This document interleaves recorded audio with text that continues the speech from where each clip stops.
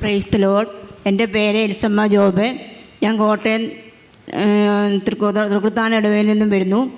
എനിക്ക് rheumatoid arthritis ഉണ്ടായിരുന്നു, അതായത് ആമവാദം. ഈ റുമറ്റോയ്ഡ് ആർത്രൈറ്റിസ് വന്നാൽ ഭയങ്കര ബുദ്ധിമുട്ടാണ്. കൈയൊന്നും പൊക്കാൻ പറ്റത്തില്ല, കാലിൻ്റെ മുട്ടിന് വേദന, കൈയുടെ ജോയിൻറ്റ് വേദന, ഈ ഫിംഗറൊക്കെ ഭയങ്കരമായിട്ട് ടൈറ്റായി പോവും. അങ്ങനെയുള്ള ഞാനിവിടെ ജൂൺ 7-ാം തീയതി മുതൽ 12-ാം തീയതി വരെ താമസിച്ചുള്ള ധ്യാനത്തിൽ പങ്കെടുത്തിരുന്നു. അപ്പോൾ കൗൺസിലിംഗ് ചെയ്തപ്പം കൗൺസിലിങ്ങിലെ സിസ്റ്റർ പറഞ്ഞു ആമവാദം കർത്താവ് സുഖപ്പെടുത്തുന്നുണ്ടെന്ന്. അത് കഴിഞ്ഞതിന് ശേഷം എനിക്ക് ഈ ആമവാദത്തിൻ്റെ യാതൊരു സിംറ്റംസും ഉണ്ടായിട്ടില്ല. അതുപോലെ എനിക്ക് നടക്കാൻ പറ്റത്തില്ലായിരുന്നു. ഞാൻ പയ്യാണ് നടന്നുകൊണ്ടിരുന്നത്. പള്ളിയിലൊക്കെ പോകുമ്പോൾ ഒരു 3/4 മണിക്കൂർ എടുക്കും പള്ളി വരെ എത്താൻ. പക്ഷേ ഇപ്പോൾ ഒരു 10 മിനിറ്റും കൊണ്ട് ഞാൻ പള്ളിയിലെത്തും. അതുപോലെ തന്നെ എനിക്ക് ഹൈ BP ഉണ്ടായിരുന്നു. ഈയിടെ ചെവിക്കൊരു ഓപ്പറേഷൻ ഉണ്ടായിരുന്നു. ചെവിക്ക് വേണ്ടി ഓപ്പറേഷന് വേണ്ടി പോയപ്പം ലോ BP ആണ്. ഡോക്ടർ പറഞ്ഞു കഴിഞ്ഞാൽ BPയുടെ ഒന്നും ഈ മരുന്നേ കഴിക്കേണ്ട ആവശ്യമില്ല. അതുപോലെ തന്നെ എനിക്ക് ഭയങ്കര മൂക്കടപ്പുണ്ടായിരുന്നു. അപ്പോൾ ഞാൻ ഡോക്ടർമാർ നേസൽ ഡ്രോപ്സ് ഒക്കെ എഴുതി അതൊക്കെ ഉപയോഗിച്ചിട്ടൊന്നും കുറവില്ല. അവസാനം ഞാനിവിടുന്ന് കൊണ്ടുപോയ ഒലിവ് ഓയിൽ പുരട്ടി. ആ ഒലിവ് ഓയിലിലാണ് എനിക്ക് ആ മൂക്കടപ്പ് മാറിക്കിട്ടിയത്.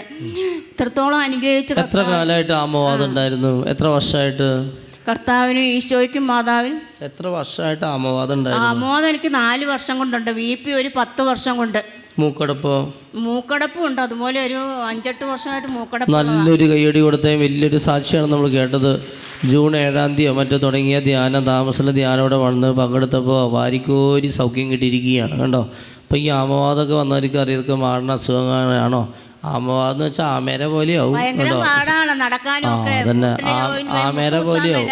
ആമവാദം എന്ന് വെച്ചിട്ടുണ്ടെങ്കിലേ ആമേര പോലെ തീരും. നമ്മളിങ്ങനെ ചുരുങ്ങി അങ്ങനെ ആ ആമവാദമുള്ളവർക്ക് അറിയാം. ഇത് ആദ്യത്തെ സൗഖ്യമൊന്നുമില്ല. കുറേ പേർക്ക് ഇവിടെ ആമവാദം ആ മേഖലയിൽ സൗഖ്യം കിട്ടിയിട്ടുണ്ട് കേട്ടോ. അങ്ങനെ ഒരു വലിയൊരു കൗൺസിലിംഗ് ചെന്നപ്പോൾ കൗൺസിലിംഗ് കൊടുത്ത സഹോദരി പറഞ്ഞു, കാരണം കൗൺസിലേഴ്സിന് ഈ വരദാനങ്ങൾ ഉണ്ടായിരിക്കേ രോഗശാന്തി വരും. അപ്പോൾ അവരിങ്ങനെ പറയും അവരുടെ ആ സംഭവം അങ്ങനെ മാറിപ്പോയി. പിന്നെ എത്ര സൗഖ്യമൊക്കെ ഉണ്ടാവും. ഒലിവ് ഓയിൽ മൂക്കിൽ വെട്ടിപ്പോൾ അത് മാറിപ്പോയി.